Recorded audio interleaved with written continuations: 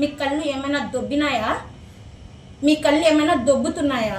ప్రతి ఏరియాలో మనుషులన్నా పోయి కొంచెం చిన్న పిల్లలు చేసినట్లు పనులు, అన్న ఇక్కడ కసు ఉంది వచ్చి క్లీన్ చేస్తున్నారు, అన్న ఇక్కడ వాటర్ లేదు వచ్చి వాటర్ వేస్తున్నారు. ఒక్కొక్కసారి వాటర్ లేకపోయినా వాళ్ళు వాటర్ అన్న ట్యాంక్ కావాలంటే కానీ మనుషులన్నా పంపించని సమస్య ఉంది. వేరే విషయాల గురించి అయినా చెప్పొచ్చండి ఇక్కడ, కానీ ఇప్పుడు ఈ విషయం కాబట్టి నేను ఈ విషయమే చెప్తాను. వేరే పనుల్లో మనుషులన్నా ఎంతో సపోర్ట్గా ఉన్నారు, కానీ అన్నకు చెప్పిన మాటలు మరి నాకు అనవసరంగా జహీర్ అనే వ్యక్తి మరి గౌస్ అనే వ్యక్తి తిట్టినందుకు నేను కేసు పెట్టినాను. ఇప్పుడు పెట్టినందుకు కానీ మళ్ళీ నాకు వెనుక నుంచి బెదిరింపులు వస్తూనే ఉన్నాయి, కాల్స్ వస్తూనే ఉన్నాయి. మీరు మా పైన పెడితే ఈసారికి వదలము, మళ్ళీ మేము వస్తాము అప్పుడు మీకు ఉంటుంది అనే బెదిరింపులు అయితే కాల్స్ వస్తున్నాయి. నేను దానికి భయపడను. ఈ రోజు ఈ రాజకీయం రేపు ఇంకో రాజకీయం వస్తే మేము మాట్లాడతాం. ఒకవేళ మా వాళ్ళు కానీ ఇలాంటి తప్పు ఇది తప్పు అని చెప్పే ధైర్యం మాకుంది. అందువల్ల మేము ఈరోజు ఈ మీటింగ్ పెట్టినామండి.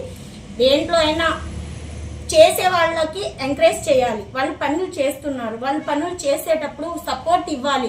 రిజ్వాన్ నగర్లో చాలా మంది లేడీస్ పోయి మాట్లాడి గ్రూప్లలో మాట్లాడి మెసేజ్లు పెడుతున్నారు, అయినా వాళ్లకు బెదిరిస్తున్నారు. మీకెందుకు?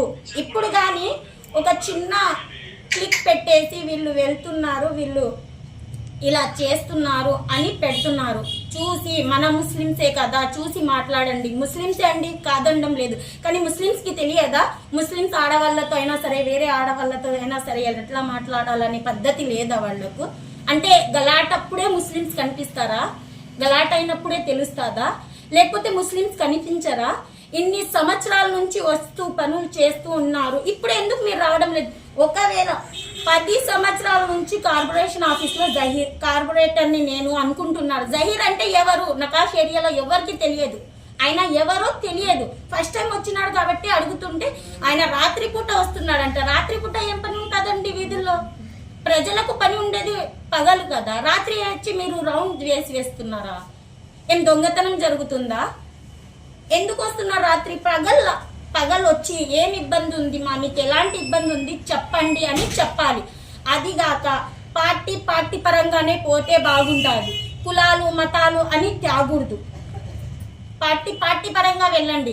మీరు పార్టీలోకి వచ్చింది ప్రజలకు పని చేయడానికి, ప్రజల కోసం పని చేయడానికి. ప్రజలు మీకు గెలిపిస్తున్నది దానికే.